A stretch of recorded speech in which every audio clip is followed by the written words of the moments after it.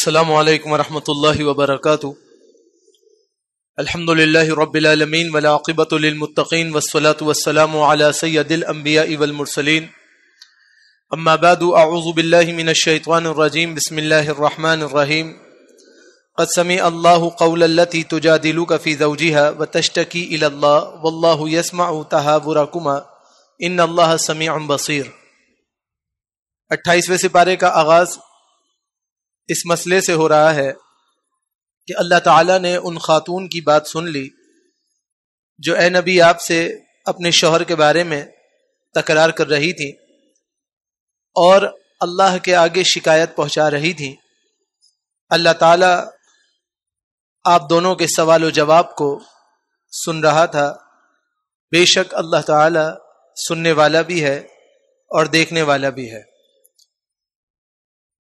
جناب عبداللہ بن عمر رضی اللہ تعالیٰ عنہ ارشاد فرماتے ہیں, صحیح مسلم کی روایت ہے, اللہ کے پیارے نبی جناب محمد الرسول اللہ صلی اللہ علیہ وسلم نے فرمایا, الدنیا متاع وخیر متاع الدنیا المرأة الصالحہ. فرمایا دنیا ایک عارضی سامان کا نام ہے. وخیر متاع الدنیا, اور دنیا کا جو بہترین سامان ہے وہ کیا ہے؟ المرأۃ الصالحہ, انسان کو نیک اہلیہ کا مل جانا ہے. اللہ رب العالمین ایک مثالی خاتون میں کچھ صفات کو پسند فرمانا چاہتا ہے. وہ صفات کون سی ہیں؟ اللہ سبحانہ و تعالیٰ ان کا تذکرہ فرما رہا ہے, اور یہ صفات صرف عورت میں نہیں مرد میں بھی آنی چاہیے. جیسے نکاح کے موقع پر 4 صفات مرد یا عورت میں دیکھنی چاہیے. تو ان کا المرأۃ لاربعین لمالها ولحسبها ولجمالها ولدینها. حسب نسب معلوم ہو, ظاہری عیوب سے پاک ہو, اور اتنا مال رکھتا ہو کہ ذاتی اخراجات کو پورا کر سکے, اور دیندار ہو. اور فرمایا فاظفر بذات الدین, تم دین کو ترجیح دو. تو یہ عورت میں بھی صفت ہونی چاہیے, مردوں میں بھی یہ صفت ہونی چاہیے. اللہ سبحانہ و تعالی سب سے پہلی صفت جو بیان فرما رہا ہے وہ یہ کہ کامیاب عورت وہ ہے جو اللہ کے سامنے گڑ گڑانے والی ہو. قد سمع اللہ قول التی تجادلک فی زوجها وتشتکی الی اللہ. اللہ نے سن لیا اس عورت کی بات کو جو اپنے خاوند کے بارے میں نبی آپ سے جھگڑ رہی تھی, اور وہ شکایت اللہ کے ہاں پہنچا رہی تھی. یہ خولہ بنت ثعلب رضی اللہ تعالیٰ عنہ ہیں. انہوں نے مسئلہ پیش کیا کہ جی میرے شوہر نے مجھ سے زہار کیا ہے. زہار یہ ہوتا ہے کہ انسان اپنی اہلیہ کو یہ کہہ دے انتی علیہ کظہر امہا, آپ مجھ پر ایسی ہیں جیسے میری والدہ محترمہ کی پیٹھ ہے. گویا کہ آپ مجھ سے لا تعلق ہیں بعین ہی, اسی طرح جیسے جسمانی تعلق استوار کرنے میں میری والدہ مجھ سے لا تعلق ہے. لوگ سمجھتے تھے کہ یہ طلاق ہوگی, تو یہ طلاق میں شمار نہیں ہوتی. یہ کبیرہ گناہ ہے اپنی عورت کو اس طرح سے کہہ دینا کہ تم ایسی ہو جیسی میری والدہ صاحبہ کی پیٹھ ہے. اللہ نے اس مسئلے کا حل بتایا کہ اگر کوئی شخص زہار کر لے تو اس کے اوپر کیا حکم. یہاں پر یہ بات سمجھنے کی ہے کہ ہمارے شہر والوں میں ایک عجیب عادت ہے, یہ بات بات میں اپنی اہلیہ کو اس نام سے پکارتے ہیں کہ جو ان کی اولاد پکارتی ہے. مثلا فلاں کی ماں, یا خالی ماں, یا امی کو بلاؤ, یا جو بھی الفاظ استعمال کرتے ہیں, تو یہ مناسب نہیں ہے. لیکن اس سے کہیں بھی زہار مراد نہیں ہوتا, یہ صرف خطاب ہے. مثلا بچہ کہتا ہے امی, تو شوہر بھی اپنی اہلیہ کو امی کہہ کے آواز دے رہا ہے. وہ بچوں کے سامنے اصل میں نام لینے کا خواہاں نہیں ہے, وہ زہار کرنا نہیں چاہ رہا, وہ نام لینا چاہ رہا ہے جو بچے نام لے رہے ہیں. تو اس نے عرفاً امی کہہ دیا جبکہ وہ اس کی ماں توڑی ہے. اس سے زہار نہیں ہے. ایک اہلیہ کو باقاعدہ یہ کہنا کہ انتی علیہ کظہر امہا, کہ آپ ایسے ہیں جیسے کہ میری والدہ کی پیٹھ ہے, یا آپ کی حیثیت میرے نزدیک میری والدہ کی طرح ہے, تو یہ زہار ہے. اسی طرح آدمی غصے میں, اظہار غصے میں کہتا ہے بس کر دو میری ماں. یہ جو ماں کا لفظ کہنا ہے کیا یہ زہار ہے؟ نہیں, غصے میں کہنا یہ زہار نہیں ہے. سوچ سمجھ کے انسان اپنی اہلیہ کو اپنے حقوق سے دور کرنے کے لیے جب کہتا ہے کہ آپ میرے اوپر میری ماں کی طرح ہیں, تو اس کو زہار کہتے ہیں. اب یہ مسئلہ رسول اللہ صلی اللہ علیہ وسلم کی خدمت میں پیش ہو گیا تو سنن ابن ماجہ کی روایت ہے، اس عورت نے یعنی خولہ بنت ثعلب رضی اللہ تعالیٰ عنہ نے عرض کیا یا رسول اللہ صلی اللہ علیہ وسلم اکل شبابی، میرا شوہر ایسا ہے میری پوری جوانی تو نکل گیا، ونثرت له بطنی، اور مجھے ایک بچہ جننے کی چیز بنا دیا کہ میں اس کی ولادت اور اس کے بچوں کو ہی جنتی رہی، حتی اذا کبرت سنی وانقطع ولدی، جب میں بوڑھی ہو گئی اور میرے ہاں ولادت کا سلسلہ منقطع ہو گیا تو ظاہر منی، اس کی حرکت تو دیکھو کہ پوری زندگی مجھے استعمال کیا، مجھ سے زہار کر رہا ہے، یہ تو غلط بات ہے۔ اگر میں اس کو پسند نہیں تھی تو پہلے بولنا تھا، پوری زندگی میری کھا گیا اور اب مجھے کہتا ہے کہ تم مجھ پہ ایسی ہو جیسے میری ماں کی پیٹھ، یہ کیا بات ہوئی جی؟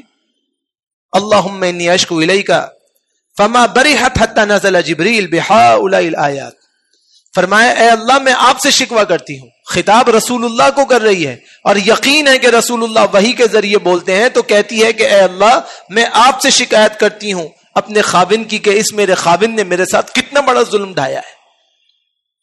ابھی وہ وہاں سے ہٹی بھی نہیں تھی کہ جناب جبریل یہ احکام لے کر اترے اور اللہ رب العالمین نے اس حکم کو نازل کر دیا۔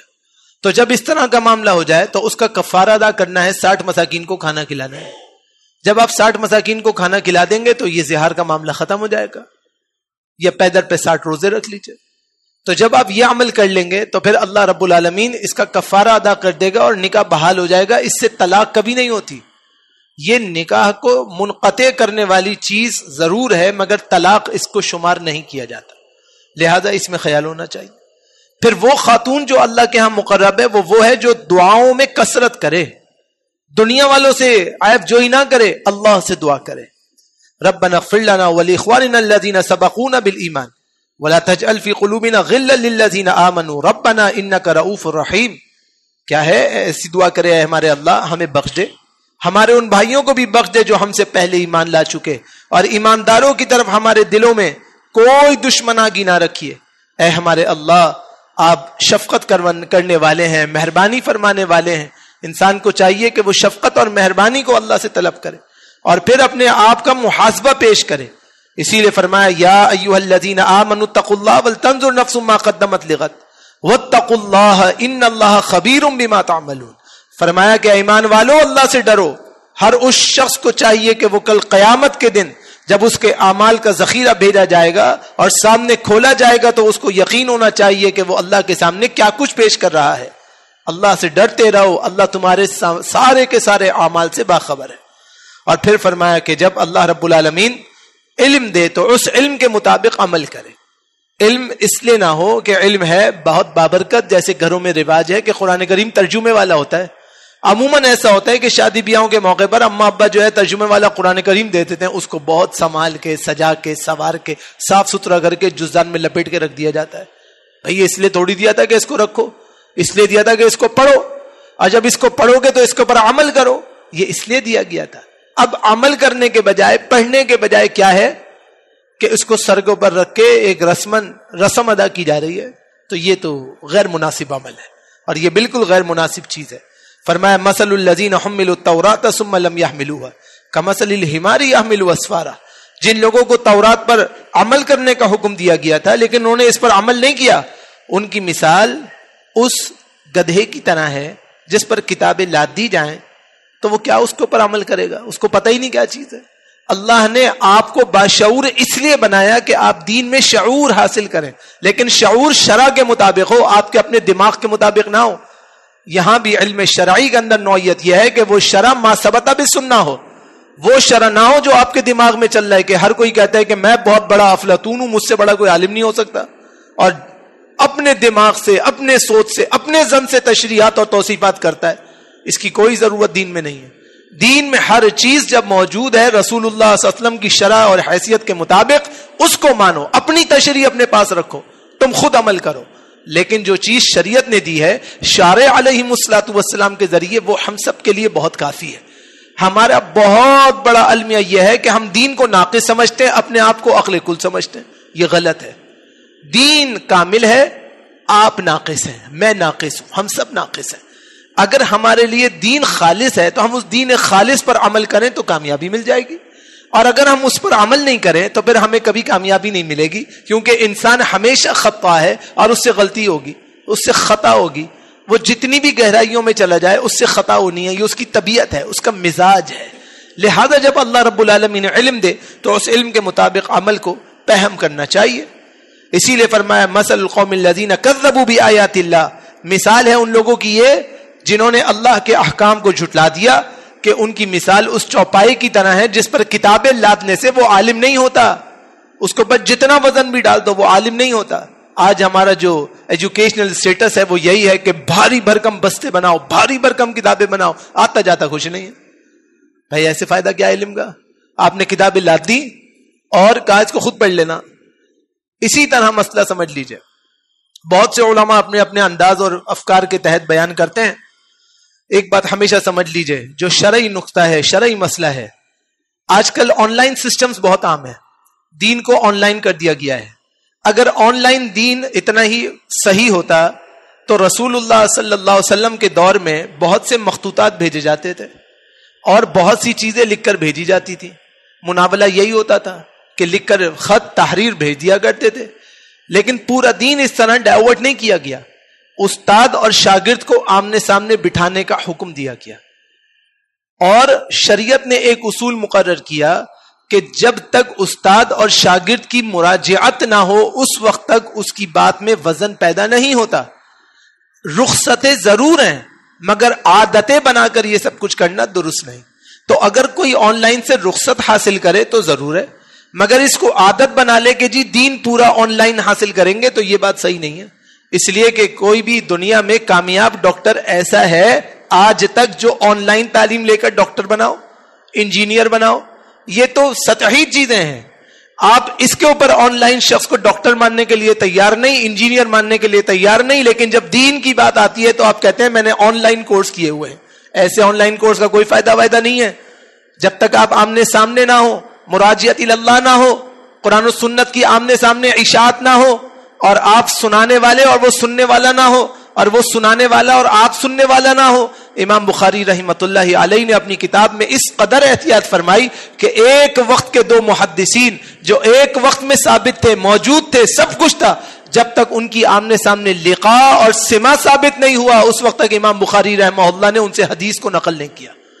جبکہ امام مسلم رحمہ اللہ کے ہاں ذرا نرمی تھی، کہتے تھے بھائی اگر موجود ہو ایک آدمی ایک زمانے میں اور ایک علاقے میں تو مان لو کہ اس کی ملاقات ہی ہوگی، اتنی تحقیقات کی حاجت نہیں ہے۔ لیکن امام بخاری رحمہ اللہ نے صاف معذرت کی، کہا کہ جی جب تک دو راوی آمنے سامنے بیٹھ کر سننے اور سنانے کا عمل کرنے والے نہ ہوں گے اس وقت تک ہم ان سے روایت نہیں لیں گے۔ تو سمجھیے کہ جو چیزیں رخصتوں کے لیے ہیں وہ اس لیے نہیں کہ اسے عادتیں بنائی جائیں، رخصت ہے اس کو قبول کیا جائے، اس کو اختیار کیا جائے رخصت کی طرح، لیکن عادت بنا کر اس کو رواج بنا کر پیش کیا جائے کہ جی ہمارے بڑے بڑے انسٹیٹیوشنز ہیں اور اس میں سارا آن لائن کام ہو رہا ہے۔ تو بھائی جب ایک ڈاکٹر انجینئر نہیں بن سکتا تو ایک عالم کیسے آن لائن بنے گا؟ اور پھر وہ آن لائن عالم ایسے ہی بنے گا کہ ہوگی کوئی بات اور بتائے گا کچھ بات اور ہو جائے گی کوئی بات، تو پھر دین جو ہے وہ کیا ہو جائے گا؟ ایسا ہو جائے گا بیچ میں لٹکا ہوا۔ اسی لیے عبداللہ بن مبارک رحمہ اللہ نے ارشاد فرمایا لولا الاسناد لقیل من شاء ما شاء، اگر سند کی حیثیت نہ ہوتی نا کہ آپ نے کس سے پڑھا ہے، کون ہے، کس سے سنا ہے، کس طریقے سے سنا ہے، اگر اس کی حیثیت نہ ہوتی تو جس کے منہ میں جو آتا وہ کہتے رہتا۔ تو یہ بات سمجھیے کہ دین کو بیٹھ کر طریقے سے حاصل کیجئے جس طرح بیٹھ کر طریقے سے حاصل کرنے کا حق ہے۔ ہر چیز آن لائن نہیں ہوتی، اور ہر چیز کو آن لائن کر کے اپنے آپ کو ماڈریشن کی طرف لے جانے کا مسئلہ ثابت کرنا کہ ہم تو وی آر ماڈرن، ہم تو ماڈرن ہیں اور ماڈرن ٹیکنالوجیز کو یوز کرتے ہیں۔ تو ماڈرن ٹیکنالوجیز جو ہیں جہاں یوز ہوتی ہیں وہ حساب کتاب میں بھی آن لائن لے کے نہیں جاتے، آمنے سامنے بیٹھ کر ساری یونیورسٹیز میں پڑھایا جاتا ہے۔ یہ ہمارے ہاں ناخواندگی ہے دین سے بھی اور دنیا سے بھی کہ ہمیں دین سکھانے کے لیے وہ حضرات آگے آ رہے ہیں جن کو خود دین کا نہیں پتا، دنیا کے اندر ان کا مقام تھا نہیں، وہ دنیا دار تعلیم والے ہمیں دین پڑھانے کے لیے آ رہے ہیں اور کہہ رہے ہیں کہ جی دیندار سارے ناکارہ ہیں۔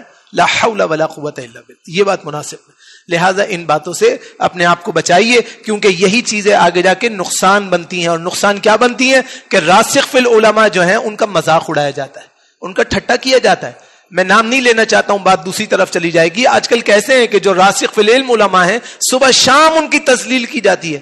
کیوں تذلیل کی جاتی ہے؟ کہ وہ قرآن و حدیث کی بات کرتے ہیں اور سامنے والے قرآن و حدیث کے خلاف بات کرتے ہیں.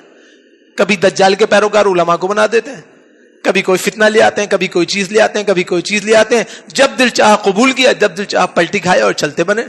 اس لیے کہ نہ آگے نہ پیچھے, کچھ پتہ ہی نہیں کہ کہاں سے آئے, کہاں سے بن گئے, کیسے بن گئے, اور اپنے فالوورز جو ہیں وہ خرید کے لے لیے یا خود بنا لیے. اس میں کیا مسئلہ ہے؟ یہ تو کوئی مسئلہ ہی نہیں ہے. آپ کی جان پہچان ہو, آپ ایک علاقے میں کھڑے ہو جائیں, لوگوں سے کہیں یار مجھے سبسکرائب کرتے رہنا, سارے آپ کو سبسکرائب کر دیں گے. اس میں کون سی بات؟ تو یہ راسخین فی العلم جو علماء ہیں, یہ ان کی سب سے بڑی تذلیل ہے اس دور میں کہ آپ ان کے خلاف آن لائن سسٹم کو رائج کرتے ہیں. اس بات کو سمجھیے, ہمیشہ یاد رکھیے, سگنل توڑنے کی رخصت ہے جب آدمی ایمرجنسی میں ہو, لیکن وہ ہمیشہ سگنل توڑے گا تو اس پہ جرمانہ لگے گا.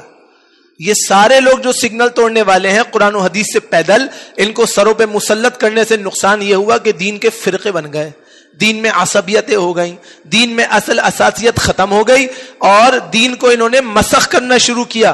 بالکل ایسے ہی جیسے کچھ عرصے پہلے ایک صاحب نے کہا کہ ہمیں پرانا دین نہیں چاہیے, ہمیں تو ماڈریشن آف شریعہ چاہیے. وہ خود ماڈریشن کی نظر ہو گئے, اتنے ماڈرن ہوئے کہ خود ماڈریشن کی نظر ہو گئے. تو میرے بھائی یہ باتیں مناسب نہیں ہیں. آپ دین کو دین کی طرح حاصل کیجئے. دین کو دین کی طرح حاصل نہیں کریں گے, کبھی کامیاب نہیں ہوں گے, کبھی کامران نہیں ہوں گے. یاد رکھنے کی بات ہے, رسول اللہ صلی اللہ علیہ وسلم کے صحابہ نے دین کے لیے اپنے خون سے اس دین کو سینچا ہے, اس لیے یہ دین آسانی سے آپ کو ملا ہے. ورنہ ایک ایک حدیث کے لیے کتنا لمبا سفر کیا جاتا تھا کہ امام بخاری رحمہ اللہ ایک طویل سفر کر کے خوب تھک ہار کے ایک محدث کے پاس پہنچے, اور وہ گھوڑے کو اپنی قمیص کا دامن دکھا کے کہہ رہے کہ آ جاؤ, اور دامن خالی. اللہ کی قسم ہے, امام بخاری رحمہ اللہ حدیث لیے بغیر واپس آ گئے, کہا اس سے حدیث نہیں لیتے. جو اپنے چوپائے کو دھوکہ دے رہا ہے وہ ہمیں کتنا بڑا دھوکہ دے گا. رسول اللہ صلی اللہ علیہ وسلم کے دین میں اس قدر احتیاط, اور آج ہمارا عمل کیا ہے کہ جو بیٹھ گیا وہ سنا رہے اور ہم سن رہے ہیں. بھائی واہ واہ, حضرت بڑے علامت الدہر ہیں, فہمت المکان ہیں, دنیا کی بڑی یونیورسٹی سے ڈی گریڈ میں پاس ہیں, اور ہمیں دین سکھانے کے لیے آئے ہیں. دین ان کے, میں کچھ غیر مناسب کہنا نہیں چاہتا, بہرحال دین میں ان کو واقفیت کیا خاک ہے. عربی عبارت آتی نہیں, قرآن آتا نہیں, حدیث آتا نہیں, تفہیم آتی نہیں, سمجھ آتی نہیں, مسئلہ آتا نہیں, فقہ آتا نہیں, منطق آتی نہیں, فلسفہ آتا نہیں, صرف آتا نہیں, نحو آتی نہیں. تو پھر کیا کہتے ہیں کہ صرف و نحو تو یہ دو جن ہیں جس سے دین تباہ و برباد ہو جاتا ہے. اللہ اکبر. اور عبارت اس لیے پڑھتے نہیں کہ عبارت پڑھنی آتی نہیں. اب عبارت پڑھنے کے لیے بیٹھ جائیں تو پھر کیا ہوتا ہے, پھر دین کو تباہ کیا جاتا ہے. اور دین کو تباہ کرنے کا سلسلہ کیا ہوتا ہے کہ صحیح آدمی ہوتا ہے, بات صحیح کر رہا ہوتا ہے, لیکن بے سند ہونے کی وجہ سے اس کی بات میں جھول پیدا ہو جاتا ہے. جناب علی رضی اللہ تعالیٰ عنہ فرماتے تھے, لوگوں کو گمراہ کرنے سے بچو. لوگوں نے سوال کیا کہ لوگ گمراہ کس طرح ہوتے ہیں؟ فرمایا لوگ گمراہ اس طرح ہوتے ہیں کہ جب تمہیں خود اپنی بات کی تصدیق و تائید نہ ہو, تم دوسروں کو بیان کر رہے ہو, تو تم اتنے گول مول ہو کر بات کرتے ہو کہ تم اپنے آپ کو بے وزن کر لیتے ہو اور سامنے والے کو بالاولیٰ بے وزن کر دیتے ہو. دیکھیں دین میں ایک حیثیت ہے. ایک بچہ ہوگا نا چھوٹا سا دین کا طالب علم, وہ بھی ہمارے سروں کا تاج ہے. اس نے قربانی دی ہے, اساتذہ کے سامنے دوزانو بیٹھا ہے, پڑھا ہے, ایک لفظ بھی اگر استاد کے سامنے پڑھا ہے وہ ہمارے سروں کا تاج ہے. اور آج ہمیں کہا جاتا ہے یہ علماء تو خس و خاشاک کی طرح, ان کو ٹھوکروں پہ اڑاتے چلے جاؤ اور ان لوگوں کے پیچھے جاؤ جن کو کچھ نہیں آتا. میں آپ سے صرف ایک بات کہتا ہوں, آپ نے کبھی کسی یونیورسٹی میں سنا کہ یہ بہت بڑا انجینئر ہے, ڈاکٹر بنانے کے لیے آیا ہے؟ آپ نے کبھی سنا؟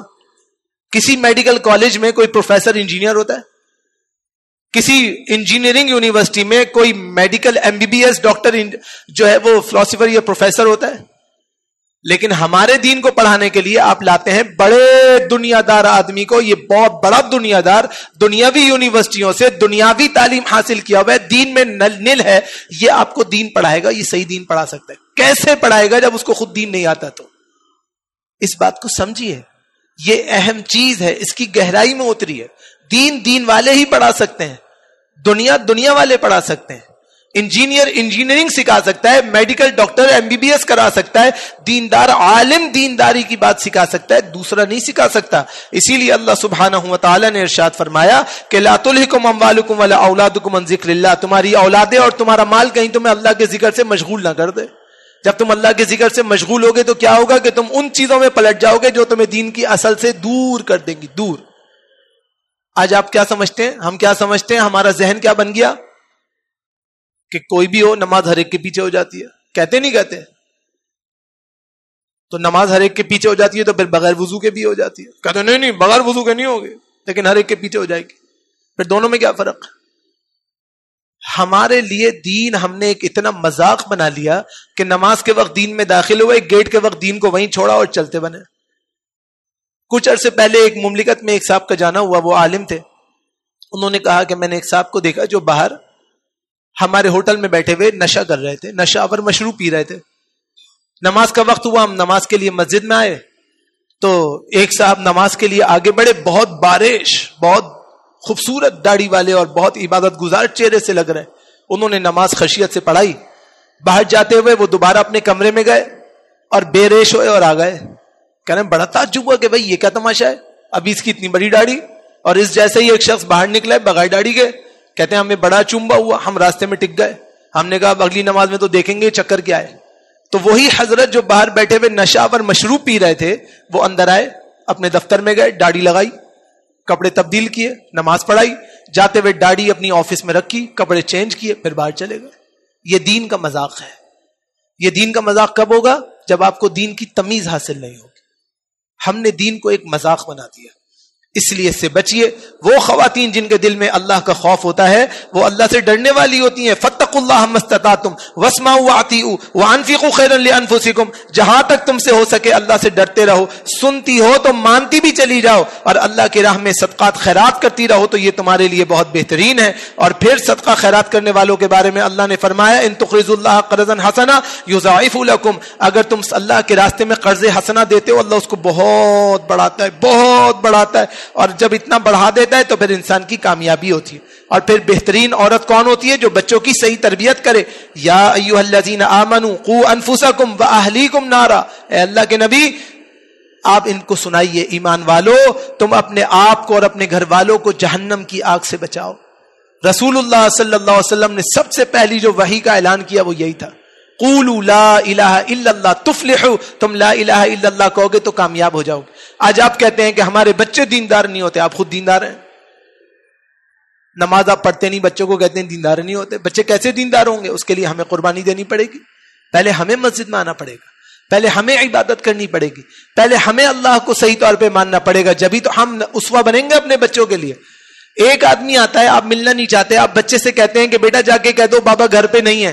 آپ نے جھوٹ کی بنیاد ڈال دی، وہ بچہ کبھی سچ نہیں بولے گا. آپ نے خود اس کو جھوٹ بولنا سکھا دیا، اس کی رگوں میں آپ نے جھوٹ کو سرایت کرنا سکھا دیا. آپ جتنا جھوٹ بولیں گے اتنا گھر میں جھوٹ بولنے سے بچہ جھوٹا ہوگا. اور یہ جھوٹ اتنی بڑی لعنت ہے حتی یکتب عند اللہ کذابا. ایک آدمی جھوٹ بولتا رہتا ہے تو اللہ کے ہاں پکا فریبی اور جھوٹا لکھ دیا جاتا ہے. بچوں کی تربیت میں سب سے پہلے ہمیں اپنے آپ کی تربیت کی ضرورت ہے. یاد رکھیے کبھی بچہ تعلیم حاصل نہیں کرتا، ہمیشہ ماں باپ تعلیم حاصل کرتے ہیں. وہ اپنے بچے کو صحیح ڈائیورشن میں لے کے جاتے ہیں یا اس کی ڈائیورشن چینج آؤٹ کر دیتے ہیں. ایک آدمی ہمیشہ نشہ کرتا ہو، اپنے بچے کو کہے نشے سے دور رہو، وہ کبھی دور نہیں ہو سکتا. میرے اپنے پاس ایک شاگرد آئے، ایک ادارے میں چھوٹے سے تھے، وہ ایک غیر اخلاقی حرکت میں مبتلا تھے، نشہ کرتے تھے. میں نے پکڑ لیا، سب کے سامنے وہ بڑے معصوم بنتے تھے، کوئی ان تک نہیں پہنچ سکا. اللہ کی توفیق سے ہم نے تجربے سے اس کو پکڑ لیا. اس کو نہ مارا نہ پیٹا، اس کو کوئی گفٹ دیا اور اس سے پوچھا بیٹے یہ آپ نے کہاں سے سیکھا؟ اس نے کہا کہاں سے سیکھا؟ کیا میرا باپ ہر چھٹی کے دن کرتا ہے، میں اس کے ساتھ بیٹھ کے کرتا ہوں. اب آپ سمجھائیے اس کو آپ کیسے روکیں گے؟ یہ میں آپ کو اپنے اوپر بیتی ہوئی بات بتا رہا ہوں. ان کے باپ کو بلا کے کہا یا تو یہ چیز چھوڑ دو یا پھر مدرسہ چھوڑ دو. اس نے کہا چیز تو نہیں چھوڑ سکتا، مدرسہ چینج کر لیتا. آپ نے سوچا اس کے ابا نے کیا کیا؟ ہم سب یہی کر رہے ہیں. ہم اپنے آپ کو بدلنے کے لیے تیار نہیں، ہم اپنا دین بدل لیتے ہیں. جہاں پہ سہولت ملی پلٹ گئے. ارے دین تو دیکھا جائے گا، اللہ معاف کرنے والا ہے. یہ غلط بات ہے. اپنے اندر ایک تبدیلی پیدا کیجئے. اپنے اندر ایک تغیر پیدا کیجئے، اپنے اندر ایک صفت پیدا کیجئے، اور یاد رکھیے کہ جو ایمان والوں کی خواتین ہوتی ہیں اور ایمان کی حفاظت کرنے والی ہوتی ہیں، ان کے اندر بنیادی طور پہ جو صفات ہوتی ہیں، اس پر میں اپنی بات کو ختم کروں گا۔ پہلی یہ ہے اعلیٰ اللہ یشرکن باللہ شیئا، وہ اللہ کے ساتھ کسی کو شریک نہیں ٹھہراتی۔ نمبر 2 ولا یسرقن، چوری نہیں کرتی۔ نمبر 3 ولا یزنین، زنا نہیں کرتی۔ نمبر 4 ولا یقتلن اولادہن، اپنی اولادوں کو قتل نہیں کرتی۔ نمبر 5 ولا یاتین ببہتان، کسی پر تہمت اور بہتان نہیں لگاتی۔ نمبر 6 ولا یعصینک فی معروف، رسول اللہ کی دین کے کاموں میں نافرمانیاں نہیں کرتی۔ نمبر 7 مسلمات، اپنے آپ کو تابع کرنے والیاں ہوتی ہیں۔ نمبر 8 مؤمنات، اللہ کے لیے ایمان لانے والیاں ہوتی ہیں۔ نمبر 9 قانتات، اللہ کے آگے اس کے رسول کی شریعت کی مستحکم فرما برداری کرنے والیاں ہوتی ہیں۔ نمبر 10 تائبات، اللہ کے حضور توبہ تائب ہونے والیاں ہوتی ہیں۔ نمبر 11 عابدات، خوب عبادت کرنے والیاں ہوتی ہیں۔ اور نمبر 12 سائحات، روزے رکھنے والیاں ہوتی ہیں۔ جو خواتین ان چیزوں کا اہتمام کرتی ہیں وہ پکی ایمان والیاں بن جاتی ہیں، اور جو مرد ان کا اہتمام کرتے ہیں وہ پکے ایمان والے بن جاتے ہیں۔ تو ہم سب کو چاہیے کہ ہم ان صفات کو اختیار فرما لیں، تاکہ اللہ رب العالمین ہمارے اندر ایمان پیدا فرما دے، اور اس ایمان کی بدولت ہم کامیاب اور کامران ہو جائیں۔ اللہ سے دعا کرتا ہوں اللہ رب ذوالجلال ہم سب کو کما حقہ مکمل شریعہ پہ عمل کرنے کی توفیق عطا فرمائے۔ اقول قولی ھذا استغفر اللہ لی ولکم ولسائر المسلمین۔